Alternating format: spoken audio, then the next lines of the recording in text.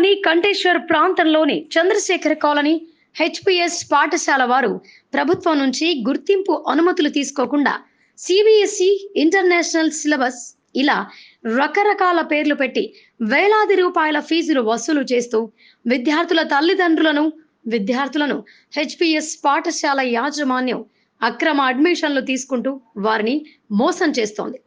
ఒక ప్రక్క పాఠశాల భవనం నిర్మాణంలో ఉండగానే ఫ్లెక్సీలు ఏర్పాటు చేసి కరపత్రాలు వంటి రకరకాల ప్రచారాలు చేస్తోంది. హెచ్పిఎస్ పాఠశాలపై చర్యలు తీసుకోవాలని విద్యార్థి సంఘాలు ఫిర్యాదు చేస్తే చర్యలకై విద్యాశాఖ అధికారులు పాఠశాలను తనిఖీ నిర్వహించి పూర్తి స్థాయిలో విచారణ చేసి తప్పులు జరిగితే వాటిని సీజ్ చేయాలని జిల్లా విద్యాధికారి, మండల విద్యాశాఖ అధికారి ఉత్తర్వులు జారీ చేశారు.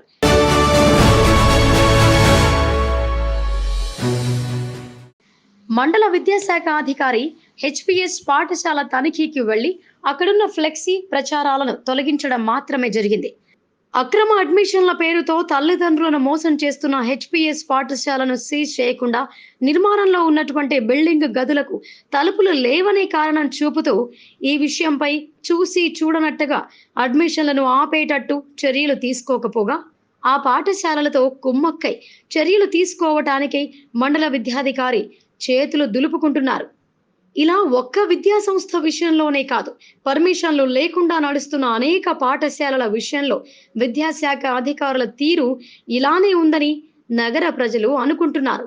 అనుమతి లేకుండా హెచ్పిఎస్ పాఠశాల యాజమాన్యం విద్యార్థులను మోసం చేస్తూ అడ్మిషన్లను తీసుకుంటున్న పాఠశాలలపై ఇప్పటికైనా విద్యాశాఖ అధికారులు స్పందిస్తారో లేదో చూడాలి.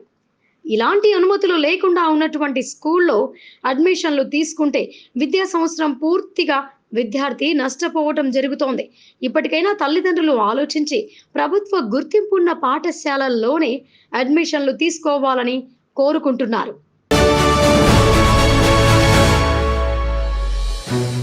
నగరంలోని చంద్రశేఖర్ కాలనీలో హెచ్పిఎస్ పాఠశాలకు జిల్లా విద్యాశాఖ నుంచి ఎలాంటి అనుమతులు లేవు.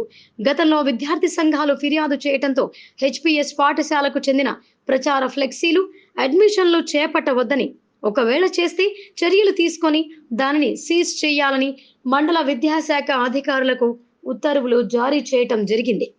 విద్యార్థుల తల్లిదండ్రులు అనుమతి లేని పాఠశాలలో విద్యార్థులను చేర్పించవద్దని, విద్యా సంవత్సరం వృధా చేసుకోవద్దని సూచించారు. అనుమతి లేకుండా కొనసాగే పాఠశాలలపై కఠిన చర్యలు తప్పవని అధికారులు సూచించారు. నగరంలోని చంద్రశేఖర్ కాలనీలో హెచ్పిఎస్ పాఠశాలకు ఎలాంటి అనుమతులు లేవు. దానికి గతంలో డిఓ తనిఖీలు చేసి సీజ్ చేయాలని ఉత్తర్వులిచ్చారు. భవనం నిర్మాణంలో ఉండటం కారణంగా తరగతి గదులకు తలుపులు లేని కారణంగా దాన్ని సీజ్ చేయలేకపోయా.